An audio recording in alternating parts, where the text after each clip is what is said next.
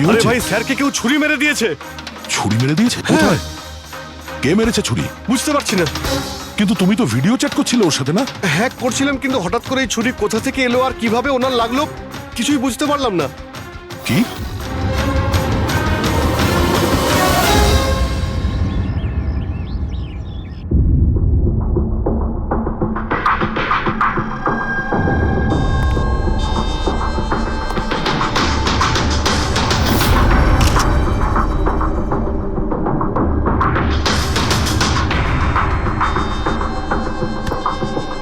তুমি ঠিক আছো? হ্যাঁ ভাই, বুঝতে পারছি না এসব কি করে হয়ে গেল। স্যার স্যার কেতন স্যার তো 100 জনেরও বেশি আসামিকে জেলে পৌঁছেছেন। হতে পারে ওদের মধ্যেই কোনো একজন আসামি এই সব করেছে। হ্যাঁ, কিন্তু কিভাবে, কখন? কেতন স্যার আমার সঙ্গে কথা বলছিলেন, এইখানে বসেছিলেন, ওনার পিছনে কেউ ছিল না। তাহলে হঠাৎই ছুরিটা কে মারলো আর কিভাবে মারলো? তুমি একদম শিওর যে ঘরের মধ্যে আগে থেকে কেউ ঢুকে বসেছিল না? আরে না ভাই, কেতন স্যার ভিডিও চ্যাটে উনি পুরো রুমটা দেখাচ্ছিলেন, আমরা কথা বলছিলাম, আর রুমটা দেখো, এখানে কোনো জায়গাই নেই, সব কিছু তো খোলা, কেউ কোথায় কিভাবে লুকোতে পারে? তুমি বলেছো যে তোমার সামনেই কেতনবাবু দরজা খুলে ভেতরে এসেছেন। হ্যাঁ, উনি এই দরজাটা খুললেন, ভিতরে ঢুকলেন, আর উনি দরজাটা বন্ধও করেছিলেন। তাহলে তো পরিষ্কার ব্যাপার, খুনি এই ঘরের মধ্যে আগে থেকেই ছিল, পরে আসেনি। আর সেটাই তো ভাই আমি দেখতে পেলাম না কেন? আরে আমার কথা ছাড়ো, ইনি কেন দেখতে পেলেন না? স্যার, এই রুমটাতে আসার আর কোনো রাস্তা নেই, এই দরজাটা ছাড়া। জানলা টানলা কিছুই নেই। রবি, এই রুমটা আবার ভালো করে চেক করো, কোনো না কোনো গুপ্তগত হতেই হবে এই রুমের। স্যার স্যার আমি 3 বার চেক করেছি, প্রত্যেকটা জায়গা, প্রত্যেকটা কোণা, সবকিছুই। সত্যি এই রুমে আসার আর কোনো রাস্তা নেই। কোনো না কোনো গুপ্ত রাস্তা তো হবেই এই রুমের, কিছু গন্ডগোল আছে এখানে, না হলে এটা সম্ভব নয় যে অভিজিৎ ওই খুনিকে দেখতে পায়নি। এই কেতনবাবু এখানে একাই থাকতেন না? হ্যাঁ, একাই থাকতেন, এখানে কেয়ারটেকার থাকতো। তাহলে এটা জানতে হবে যে কে কে ওনার সঙ্গে দেখা করতে আসতো, আর কে কে জানতো কেতনবাবুর এই নতুন বাড়ির ব্যাপারে। ইয়া, পঙ্কজ স্যার। এই কেয়ারটেকারকে ডেকেছো তুমি? হ্যাঁ স্যার, কথা হয়েছে, আসছে। ফ্রেডি, প্রত্যেকটা ফিঙ্গারপ্রিন্ট নেবে, একটা যেন বাদ না যায়। হ্যাঁ স্যার, প্রতিটা কোণের ফিঙ্গারপ্রিন্টস তুলে আনবো স্যার। স্যার, আমি তো দুদিনের ছুটিতে গেছিলাম, আমি কি করে জানবো যে এরকম এত বড় একটা ঘটনা ঘটে যাবে? তুমি ছাড়া এখানে আর কে কে আসতো? কেতন স্যার আর কার্পেন্টার, কতজন কার্পেন্টার ছিল? 3টে। আর কতদিন ধরে কাজ করছিল? প্রায় 1 মাস ধরে। 1 মাস ধরে? তার মানে ঘরের কোনা কোনা ওরা জানতো। এই কার্পেন্টার কেতনবাবু কোথা থেকে এনেছিলেন? ওনার পরিচিত ছিল নাকি কেউ পাঠিয়েছিল? না স্যার, ওরা কেতন স্যারের জানাশোনা লোক ছিল, কারণ ওরা কেতন স্যারের আগের বাড়িতেও কার্পেন্টারের কাজ করেছে। তুমি শিওর যে আর কেউ আসেনি? না স্যার। হ্যাঁ, মনে পড়েছে স্যার, 2জন অচেনা লোক এসেছিল, একজন কোনো এক ইন্টারনেট কোম্পানি থেকে এসেছিল, আর দ্বিতীয়জন ওয়াটার পাইপলাইন চেক করতে এসেছিল। ওরা পুরো বাড়ি ঘুরে দেখেছিল। স্যার এর জন্য আমাকে বকেছিলেন। কেন বকেছিলেন? কেননা আমি ওদের ভেতরে আসতে দিয়েছিলাম। স্যারের ওই 2জনের প্রথম থেকে আসার কোনো খবর ছিল না,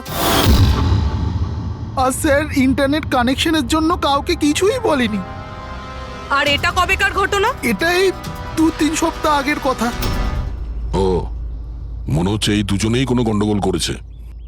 আচ্ছা, 5 বছর আগে তোমরা যখন এই কেসটা সলভ করেছিলে, তখন কেতনবাবু ছাড়া এই টিমে আর কে কে ছিল? আমি, পুরবী, কেতন স্যার আর মহেন।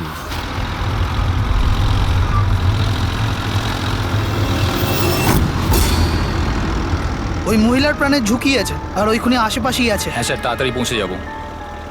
আর 15 মিনিট লাগবে ওই ওয়ার হাউস, আমরা এসেই গেছি।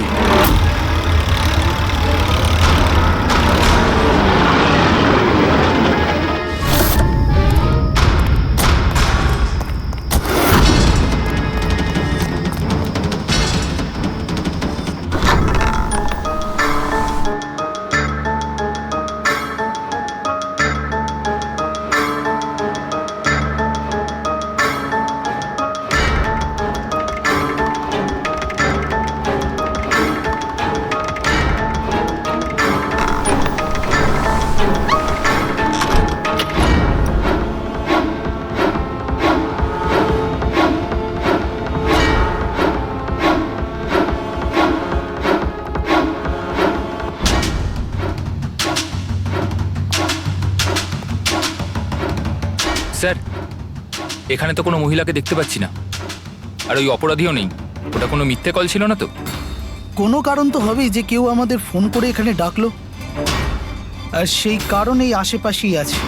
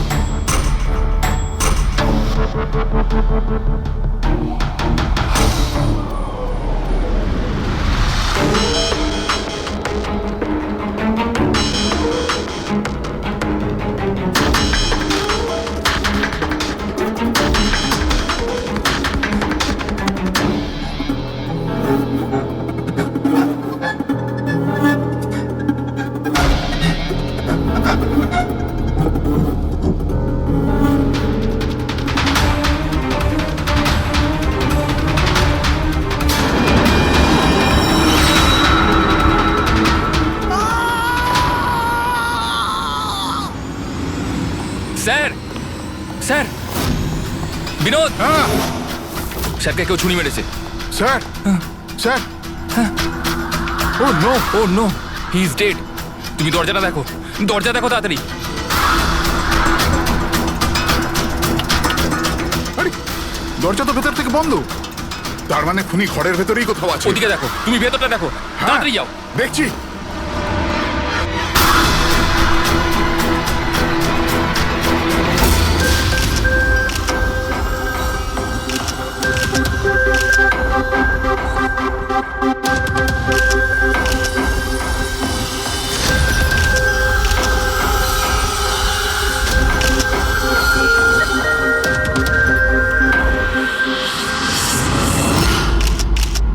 তাহলে এখানে কেউ ছিল না? হ্যাঁ, স্যার সত্যি বলছি, এখানে মেহেন স্যার আর আমাদের ছাড়া আর কেউ ছিল না।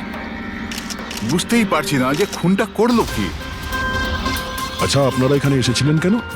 স্যার, একজন মহিলা ফোন করেছিলেন যে ওনার প্রাণ বিপদে আছে, ওনাকে বাঁচাতেই আমরা এখানে এসেছিলাম। কিন্তু এখানে তো কোনো মহিলা ছিলই না, আর ফোনটাও একটা প্রাইভেট নম্বর থেকে করা হয়েছিল। আচ্ছা, এগুলো একটা ষড়যন্ত্র, প্ল্যান করে করা ষড়যন্ত্র। স্যার, এই যে এখানকার ওয়াচম্যান স্যার। তুমি গোডাউন কটায় বন্ধ করেছিলে? স্যার রাত 10টার সময়। সেই সময় এখানে কেউ ছিল? না স্যার, ভালো করে চেক করেছিলাম, কেউ ছিল না। আপনারা এই রুমের দরজাটা খোলা রাখেননি তো ভেতরে আসার পরে? না, ভেতরে ঢুকতেই আমরা সবার আগে দরজাটা ভেতর থেকে বন্ধ করে দিয়েছিলাম। স্যার, খুন হওয়ার পরেও আমরা দরজা চেক করেছিলাম, ভেতর থেকে বন্ধই ছিল। খুনি আগে থেকেই ভিতরে ছিল, কেতন স্যারের বাড়ির মতো। একটাই দরজা যেটা বন্ধ ছিল, আর কোনো জানালা নেই। তাহলে খুনি গেল কোথায়? স্যার, আবারও একজন এমন অফিসারের খুন হয়েছে যাকে আমরা চিনি। আমার মনে হচ্ছে খুনিকে আমি চিনি। অভিজিৎ, তুমি কি করে খুনিকে চিনবে? তুমি তো দেখোইনি খুনিকে বার। বুঝে গেছি স্যার,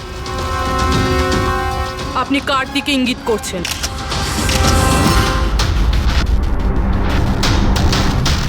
তুমি জানো এসব কি? হ্যাঁ, এটা এশিয়ার নামকরা ক্লাসিক আর্টওয়ার্ক, কিন্তু এসবের এই কেসের সঙ্গে কি সম্পর্ক? যেটাকে তুমি এশিয়ার বিখ্যাত আর্ট ওয়ার্ক ভাবছো, সেটা আর্ট ওয়ার্ক ঠিকই, কিন্তু অরিজিনাল নয়। এটা ডুপ্লিকেট, নকল। এগুলো নকল, কিন্তু দেখতে তো একদম। দেখতে একদম আসল, অথচ এটা নকল। কিন্তু এই আর্টওয়ার্কের এই দুটো মার্ডারের সঙ্গে কি সম্পর্ক? এটা 5 বছর আগের কথা দয়া। তোমার এটা মনে আছে, তুমি আর এসিপি স্যার ডেপুটেশনের জন্য দিল্লি গিয়েছিলে?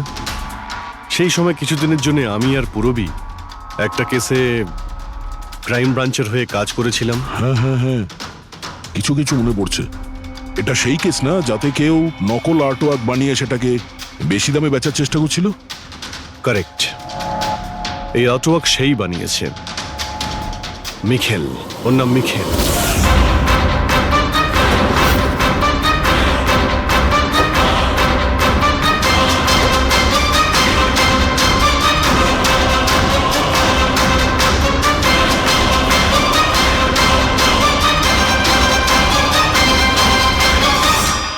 এমনটা নয় যে ওর প্রতিভা বাকি শিল্পীদের থেকে অনেক কম ছিল, তবে সত্যি কথা বলতে ও ওদের থেকে অনেক বেশি ট্যালেন্টেড ছিল। আর সেই জন্যই হয়তো ও একদিন ভেবেছিল যে অরিজিনাল পেন্টিং তো সবাই বানাতে পারে, কিন্তু অরিজিনালের মতো সেম কপি বানানো সবার পক্ষে সম্ভব নয়। আর এই কাজে এত টাকা ছিল যে ওর আসল পেন্টিং বানানোর কোনোদিনও প্রয়োজনই হয়নি। ও কোটি কোটি টাকা ইনকাম করেছিল মহান আর্টিস্টের অরিজিনাল পেন্টিংয়ের নকল পেন্টিং বানিয়ে। আর ওর কাজ এতটাই ভালো ছিল যে কেউ বলতে পারতো না যে পেন্টিংটা আসল না নকল। অনেকবার তো 30-40 বছরের আগের ক্যানভাসের পেন্টিং করেছে ও, অথচ সেটা কারো পক্ষে ধরাই সম্ভব ছিল না। কিন্তু একদিন পরিস্থিতি এমন হলো, অনেক আর্ট প্রেমী যখন কোটি কোটি টাকা লস করলো, তখন ক্রাইম ব্রাঞ্চ মিখেলকে ধরার দায়িত্ব আমাদের 4 জন অফিসারকে দেয়। কেতন স্যার, মহেন, পুরবী আর আমি। মিখেলকে ধরা এত সহজ ছিল না, কিন্তু কথায় আছে না, পিঁপড়েকে ধরতে হলে মিষ্টির ব্যবহার করতে হয়। আর এই পিঁপড়ের মিষ্টি ছিল ওর পুরনো ক্যানভাস আর সেই কেমিক্যাল যেগুলো ব্যবহার করত 200 থেকে 250 বছরের পুরনো পেন্টিং তৈরি করতে। আমরা সমস্ত আর্ট গ্যালারি আর দোকানে নজর রাখতে শুরু করে দিই যেখানে এই সব জিনিস পাওয়া যেত। যারা এই সমস্ত জিনিস কিনতে আসতো তাদের পুরো ঠিকুজি কুষ্টি পার করতাম আমরা।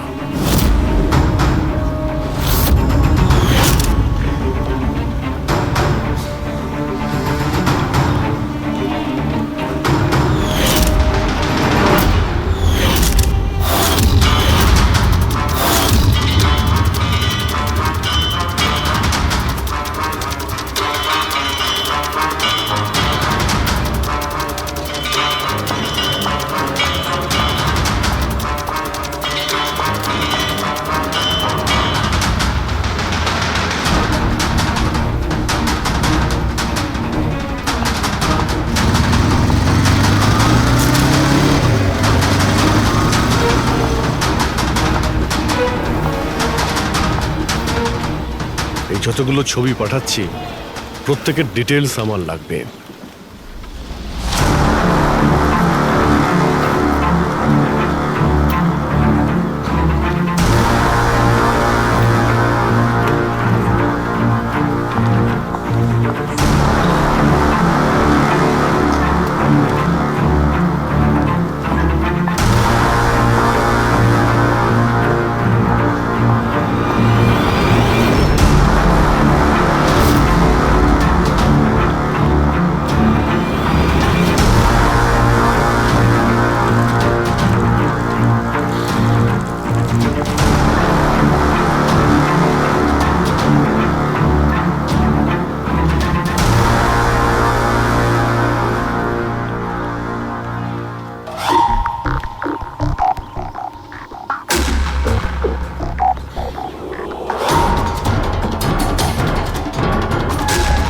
আর তারপরে 1 সপ্তাহ পরে আমরা এমন একটা মেয়েকে দেখলাম যে জিনিসপত্র তো কিনতো, কিন্তু তার কোনো আর্ট ব্যাকগ্রাউন্ড ছিলই না।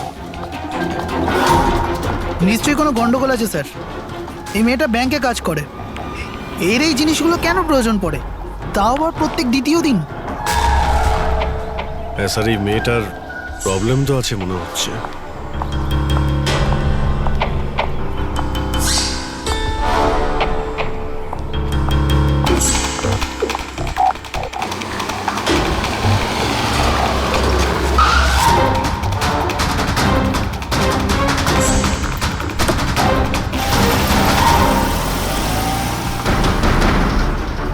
এই মেয়েটার একটু গন্ডগোল আছে, ওর পিছু নাও, দেখো কোথায় যাচ্ছে।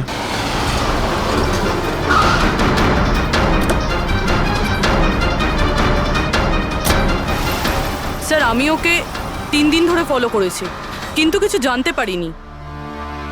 কারণ ও এই সমস্ত জিনিস নিয়ে ওর বাড়ি চলে যেত, কিন্তু চতুর্থ দিন ও অন্য কোথাও গেল।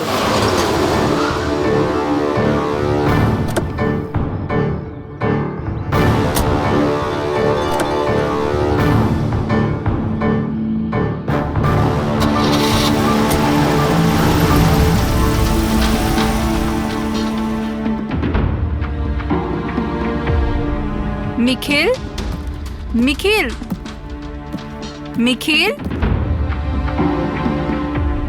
নিখিলও না, এখনো লাঞ্চটাও করেনি। এখনো লাঞ্চও করনি। এত কি কাজে ব্যস্ত থাকো যে খাওয়ার টাইম থাকে না? তোমায় দেখলেই তো আমার পেট ভরে যায়। জানো, বেবিকে মাখন লাগানোর না, এটা অনেক পুরনো আইডিয়া। মাখন নয়, সত্যি বলছি, তোমার মতো ভালোবাসতে পারে এমন জীবনসাথী কোথায় পাবো আমি, যে আমার জন্য নিজেকেও বিপদে ফেলতে পারে। আমি তো তোমার জন্য নিজের জীবনটাও দিতে।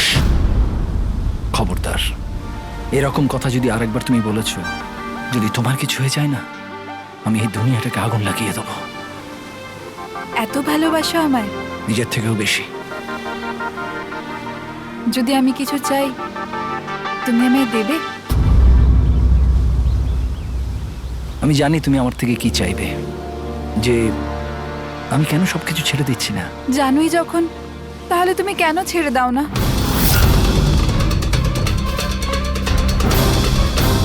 শীতল, মানুষের জীবনে দুটো নেশা হয়, আমার ভালোবাসার নেশা তুমি পূরণ করো, আর আমার দ্বিতীয় নেশা শিল্পীর, যেটা আমার কাজটাকে পূর্ণ করে। এই দুটোর মধ্যে একটাও যদি আমার থেকে দূরে যায় না, তাহলে আমি অসম্পূর্ণ থেকে যাব।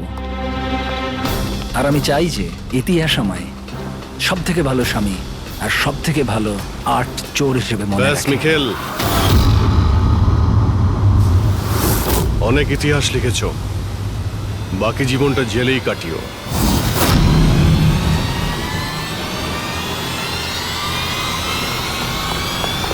Mikheil,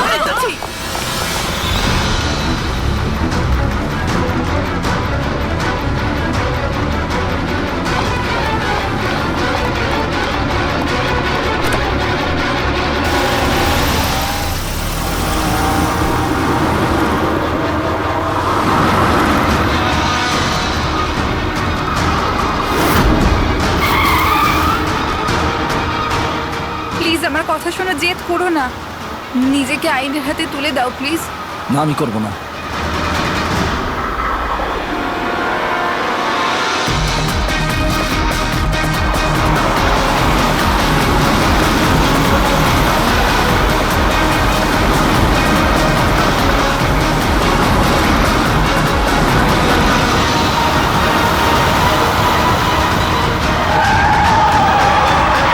Nikhil!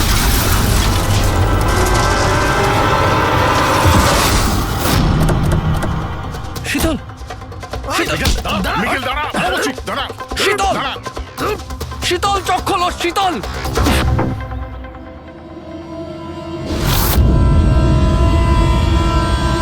She is dead sir. তোমাদের জন্য আমার শীতল আমাকে ছেড়ে চলে গেল। ছাড়বো না আমি তোমাদের। তোমার স্ত্রীর মৃত্যুর জন্য আমরা দুঃখিত, কিন্তু তার জন্য দায়ী আমরা নই, তুমি।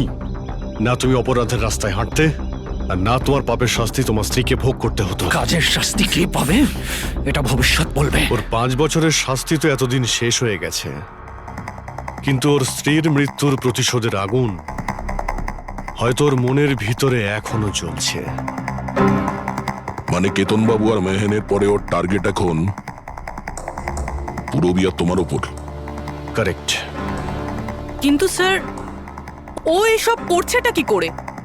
কারণ নজরে পড়ছে না কেন? এবার এই রহস্যের পর্দা তো মিখেলই তুলতে পারবে। ও তোমার আর আমার কোনো ক্ষতি করার আগে মিখেলকে আমাদের ধরতেই হবে। স্যার স্যার কেতন বাবুর বাড়ি থেকে যে ফিঙ্গারপ্রিন্টস গুলো পেয়েছিলাম, ওটা কারোর সঙ্গে ম্যাচ হয়েছে? স্যার ওই ওয়াটার পাইপলাইনে যে কাজ করে সে নির্দোষ হলেও যে লোকটা ইন্টারনেটের কাজ করে সে খুব গোলমেলে। এই ইন্টারনেটের লোকটা কে? Sir Ramen sir. Sir sir পুরনো পাপি স্যার, এই তো 6 মাস আগে ও অথর রোড জেল থেকে ছাড়া পেয়েছে স্যার। Arthur road jail? ওই মিখেলকে তো ওই জেলেই রাখা হয়েছিল। তার মানে ওই জেলেই এই অপরাধের প্ল্যানিংটা করা হয়েছিল, মিখেল আর ওই রমন জব মিলে নিয়ে। তুই নিশ্চয়ই আবার জেলে যেতে চাইবি না? না স্যার, আমি দ্বিতীয়বার জেলে পাঠাবেন না স্যার। যদি আজ আমি মিখেলকে না পাই তাহলে তোকে এখানেই পুঁতে দেবো। না স্যার, মিখেল আমার সাথে এখানেই দেখা করতো, এখানেই দেখা করতো, আমি সেখানেই নিয়ে যাচ্ছি আপনাদের। আমার মিখেলকে চাই, ব্যাস। হ্যাঁ স্যার, ওখানেই নিয়ে যাচ্ছি আপনাদের।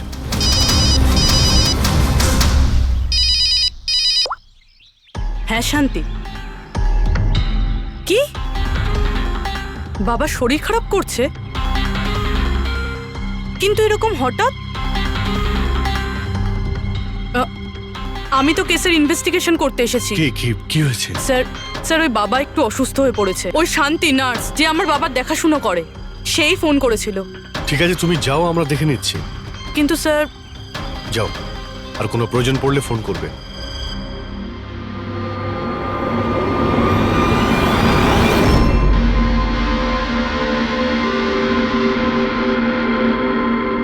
কি হলো স্যার? ফ্রেডি, আমি এটা ভাবছি যে আমাদের এই সিআইডির কেরিয়ারে আমরা অনেকেই ক্লোজ রুম মার্ডার সমাধান করেছি, কিন্তু তাদের মধ্যে একটা কেসও এরকম ছিল না। হ্যাঁ স্যার, এর আগেও এরকম ঘর বন্ধ থাকার কেস এসেছিল। কোথাও না কোথাও তো গোপন রাস্তা খুঁজে পাওয়াই যেত খুনির আসার এবং যাওয়ার জন্য। হ্যাঁ, হয়তো রুমের মধ্যে কোনো গুপ্ত পথ থাকে, না হলে রুমের মধ্যে কোনো রাস্তা বানানো হয় খুন করার জন্য। কিন্তু এখানে না তো কোনো গুপ্ত রাস্তা আছে, না রুমের মধ্যে কোনো গন্ডগোল করা হয়েছে, না। আর এই খুনি এমন যাকে দেখাই যাচ্ছে না। স্যার, আমার তো ভেবেই কিরকম মাথাটা ঘোরা শুরু হয়ে গেছে। খুনিকে দেখা যাচ্ছে না কেন? অনেক বছর আগে আমি একটা সিনেমা দেখেছিলাম যেখানে হিরো একটা গ্যাজেট লাগিয়ে অদৃশ্য হয়ে যেত, কিন্তু ওটা তো সিনেমা ছিল না স্যার। হ্যাঁ, ওটা তো সিনেমা ছিল, কিন্তু এটা তো বাস্তব জীবন। স্যার, কি ভাবছেন আপনি? এটাই ভাবছি, এর মধ্যে কোন জিনিসটা আমি বুঝতে পারছি না।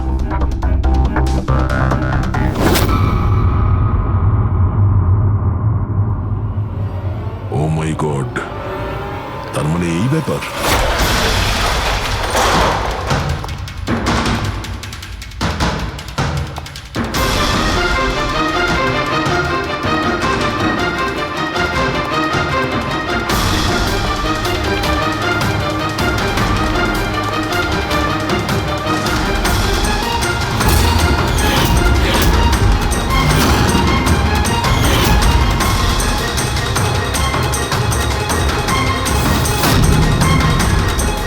অনেকদিন ধরেই আমাদের 4 জনকে ফলো করছিল, আর তুই ওকে হেল্প করছিলি এই সমস্ত কাজে? হ্যাঁ স্যার।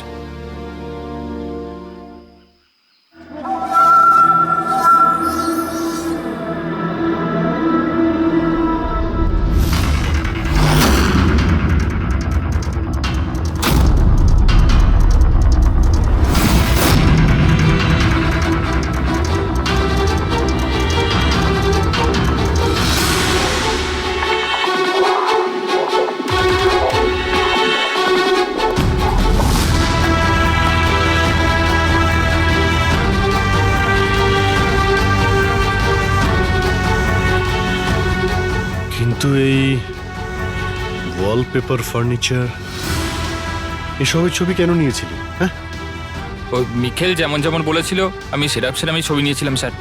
ব্যাস, আমি শুধু জানতাম না এই ছবিগুলো নিয়েও কি করবে স্যার।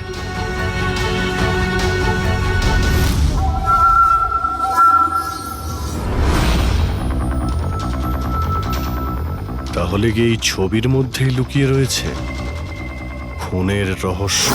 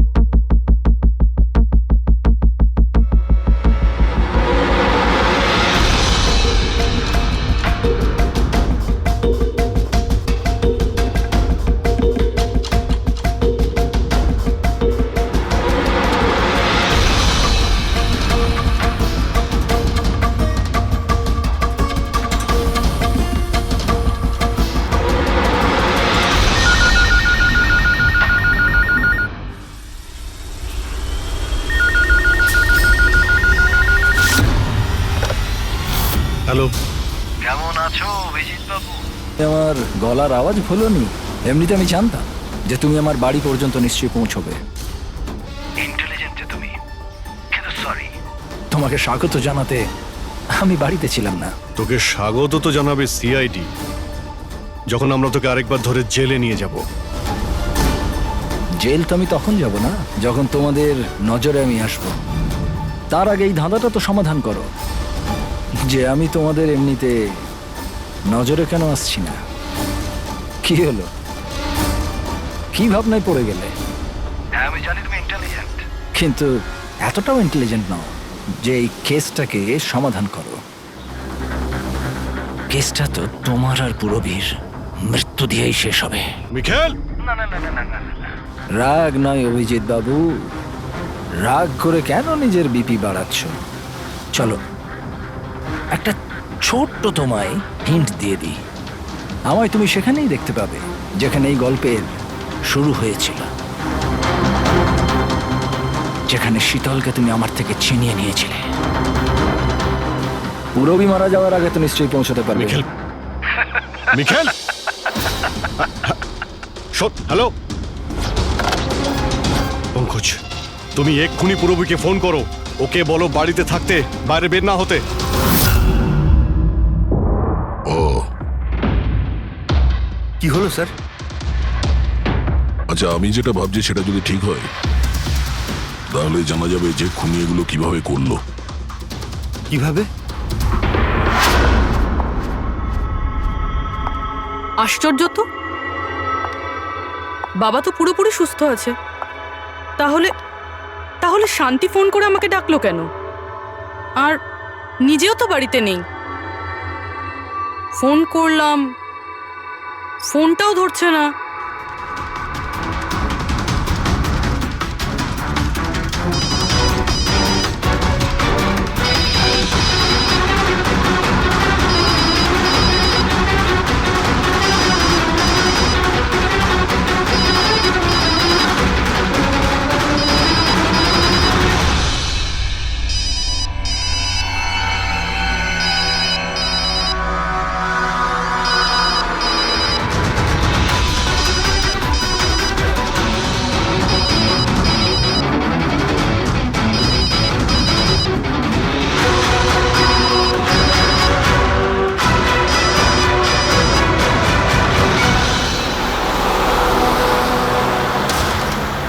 স্যার, এই পুরবী তো ফোনই তুলছে না। কি, ফোন তুলছে না? কোনো প্রবলেম নেই তো? স্যার, মিখেল ওর কাছে পৌঁছে যায়নি তো? হতে পারে। ওই যে ফোনটা এসেছিল ওর বাড়ি থেকে ওর বাবার শরীর খারাপের ব্যাপারে, হতে পারে ফোনটা মিখেলই করেছিল। স্যার, পুরবীর কিছু হবে না তো? আশা করছি আমরা সময় মতো পৌঁছে যাব। যদি পুরবীর কিছু হয় তাহলে না,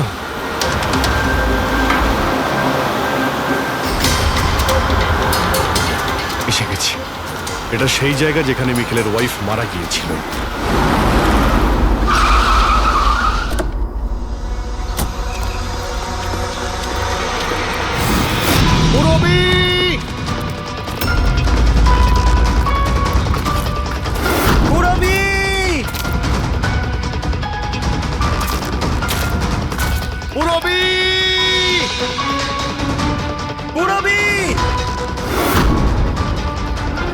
ওই দিকটা দেখো।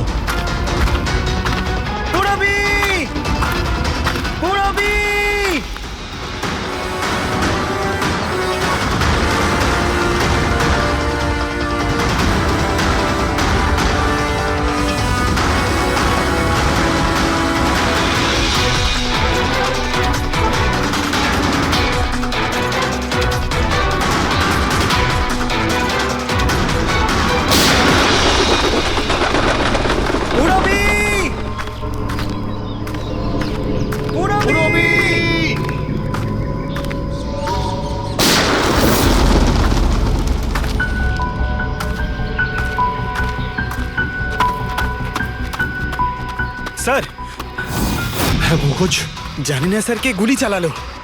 রবিকে পেলে? পুরবী ওখানে স্যার।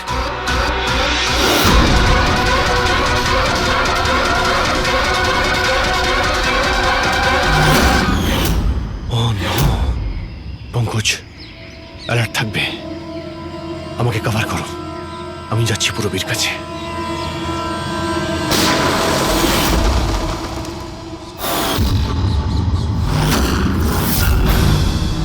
ভয় পেও না অভিজিৎ, এখনো মরেনি। কিন্তু যদি ওর কাছে যাওয়ার চেষ্টা করো তাহলে আমার আঙুল ট্রিগারের ওপর আছে, আর গুলিটা তো তোমার থেকে তাড়াতাড়ি পৌঁছবে। মিখেল, গুলি চালিও না। দেখো, তুমি প্রতিশোধ নিতে চাও তো? দেখো আমি এসে গেছি, তুমি পুরবীকে যেতে দাও। খবরদার, কোনো চালাকি নয় অভিজিৎ, কারণ তুমি আমাকে দেখতে পাবে না, কিন্তু আমি তোমায় ভালো করে দেখতে পাবো।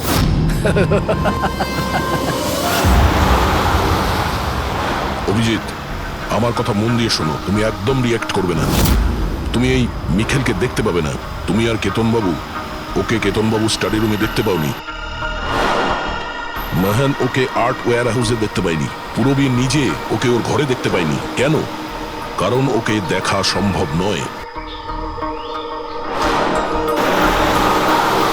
ও যেখানে যেখানে অন্যায় করে সেখানকার কোণে কোণে ও লুকিয়ে পড়ে। ওই রুমে, ওই ডেকোরেশনে ও এমন ভাবে লুকিয়ে পড়ে কেউ বলতেই পারবে না যে ও আর্ট পিস না একজন মানুষ। কেতনবাবুর রুমে ও ও ওয়ালপেপার হয়ে গেছিল, ওয়ালপেপার।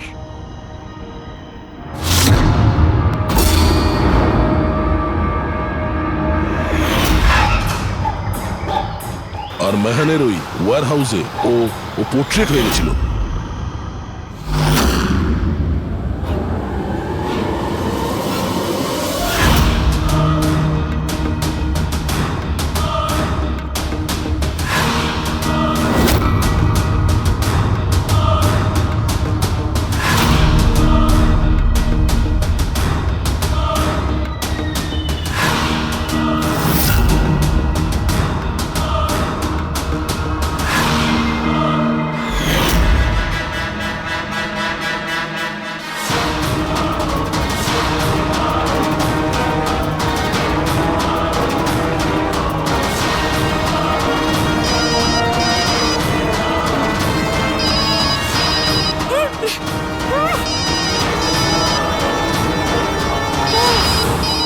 এটা আমি তখনই বুঝতে পারলাম যখন ওয়্যার হাউসের ক্রাইম সিনের ফটোগুলো আমি দেখলাম। তখনই আমার নজর ওই পোর্ট্রেটের আঙুলের উপর গেছিল।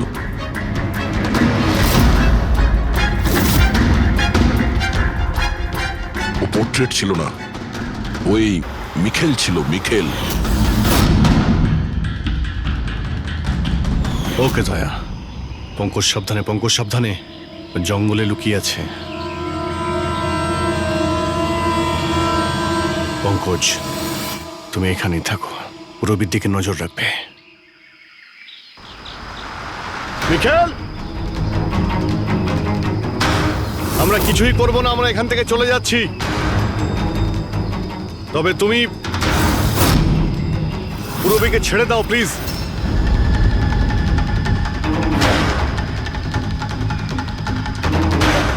দেখো, এসব করে আর কোনো লাভ নেই। আমি এখানে এসে গেছি, তুমি তুমি বলো কোথায় যেতে হবে, আমি চলে যাচ্ছি। বাস, আগে এগোবে না অভিজিৎ, আমার সাথে গেম খেলা বন্ধ করো। ঠিক আছে, ঠিক আছে, গুলি চালিয়ে কোনো লাভ নেই, আমরা এখান থেকে চলে যাচ্ছি। কিন্তু তুমি তুমি কি চাও মিখেল? যা কিছু হয়েছিল সেটা তো হয়ে গেছে, কিন্তু এসব করে তুমি কি পাবে? হ্যাঁ,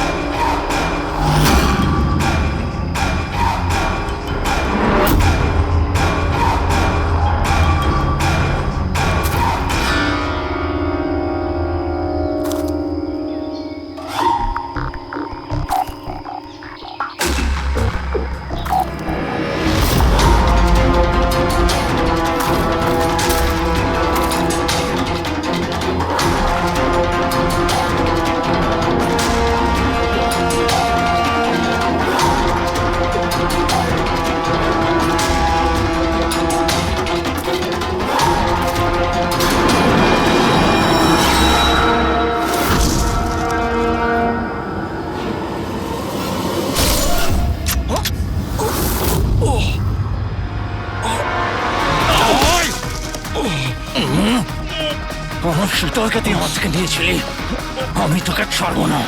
আয়, আমার শীতলকে দূরে করেছিলি।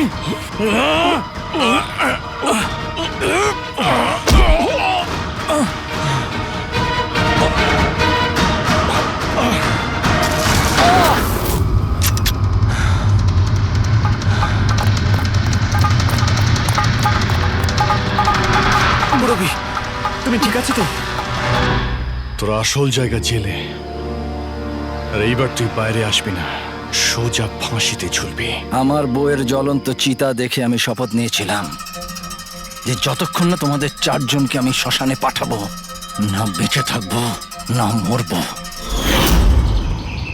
দুজন তো গেল, এখন তোমরা দুজন বেঁচে। তোমাদের আইনকে বলো যেন শক্ত থেকে শক্ত জেল বানায়, কারণ এবার কোনো জেলই তোমাকে আমার থেকে বাঁচাতে পারবে না। ঠিক আছে, চলো নিয়ে যাও একে। চল চল।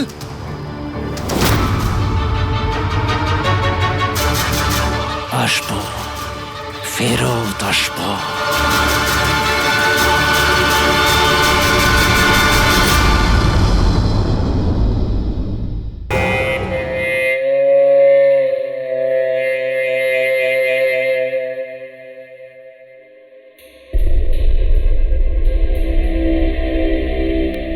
সত্যি মদনবাবুর প্রাণ সত্যিই সংশয় ছিল।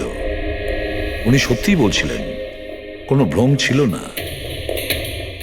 এর মানে স্যার, মদন বাবুর খুন এই পুতুলটা করেছে? কি যে বাজে কথা বলো না, পুতুল আবার খুন করতে পারে নাকি? তাহলে স্যার খুনটা করলো কে? সেই ফেডরিক যে কাঠের পুতুলের খেলাটা ভালো করে জানে। যখন আমরা এখানে এসেছিলাম তখন এই পুতুলটার হাতে এই ছুরি ছিল। সমস্ত প্রমাণ তো এর দিকেই আঙুল তুলছে। তাহলে খুন এই করেছে। দাদা, দাদা, প্লিজ প্লিজ। দাদা, স্যার, এই পুতুলটা খুন করেনি। এক মিনিট, আপনারা কে? স্যার, আমি কবিতা, ওনার স্ত্রী, আর ইনি মদন দা, ওনার বড় ভাই। উনি হলো রবি। তাহলে আপনারা এতক্ষণ কোথায় ছিলেন, কি করছিলেন?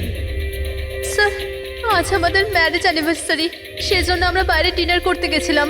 আমরা মদন দাকেও বলেছিলাম সাথে যেতে, কিন্তু উনি বারণ করে দিলেন। আর এইসব।